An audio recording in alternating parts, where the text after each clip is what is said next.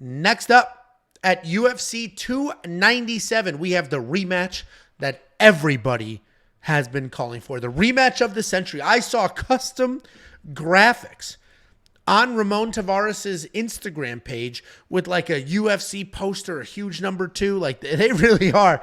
They built him custom graphics for this rematch. So apparently this is a big deal. But we got Serhiy Sidey taking on Ramon Taveras. Serhiy Sidey 10-1 overall, 5-0 in his last 5.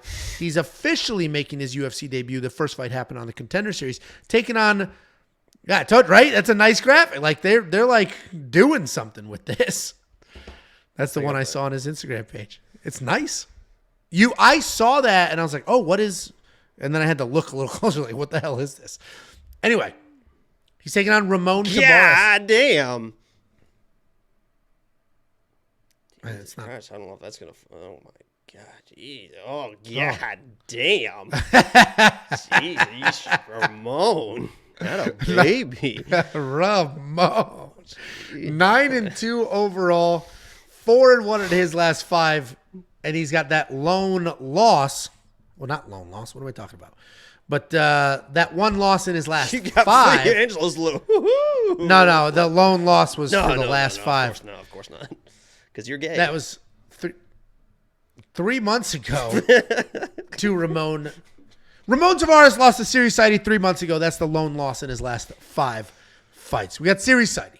As I mentioned, he won this fight already. He's tall, he's long, good striker. He can grapple as well. He's a powerful guy, but despite being so tall and long, he does not use that range very well on his feet. He likes to plot forward, keep that jab in your face, throw big punches when he sees openings. He can be taken down. He can get his legs chopped.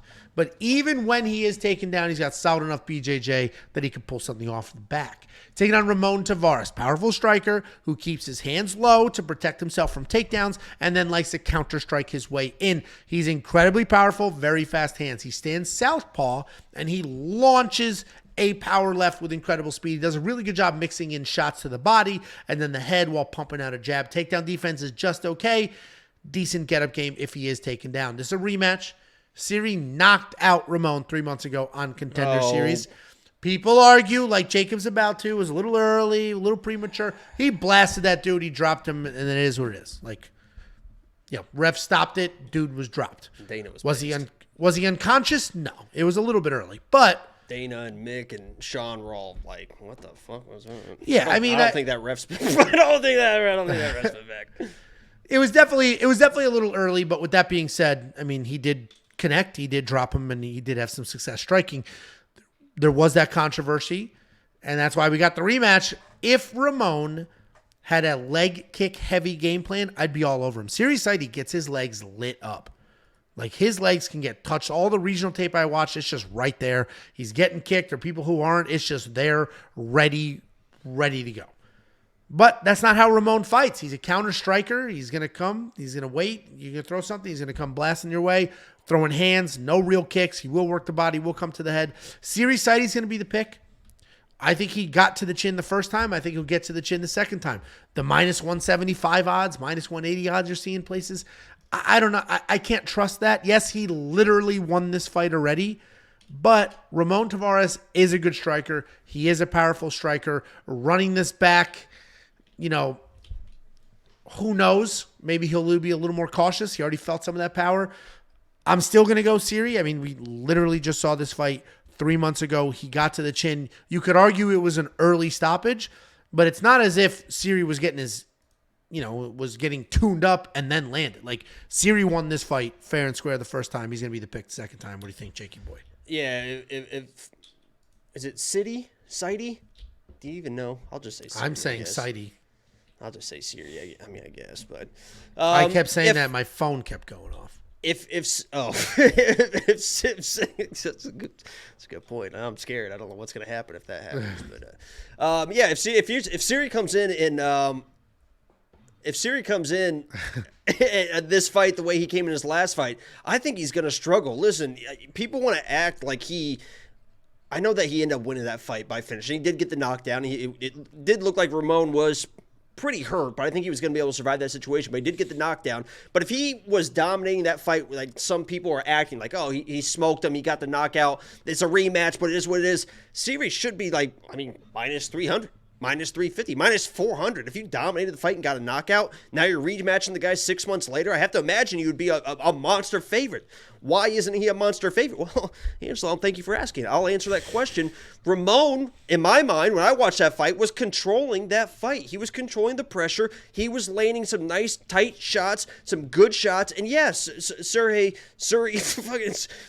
was able to find that shot. Maybe he's able to find that again. But when I watched that fight, I see a guy in Ramon that was controlling that fight. Not only that, but he bounced back a month later and knocked the absolute fuck out of a dude. And that was a wild fight. Ramon is a wild, savage type dude, and he will stand in the pocket. I think he comes in this fight a little bit more emotional and kind of fights the way he fought in his last fight. And that was literally, he just, okay, here we go, drop the hands and just start throwing some shit. And if he does that, honestly, pressure Serhiy against the fence, get in that pocket situation. If you let those hands go, I think Ramon can find the shot before Serhiy can. I think he comes in emotional. I think he pressures this guy, gets in his face, and from the shots that I saw in that first fight where he was a little bit more methodical, you could tell he didn't put everything into it.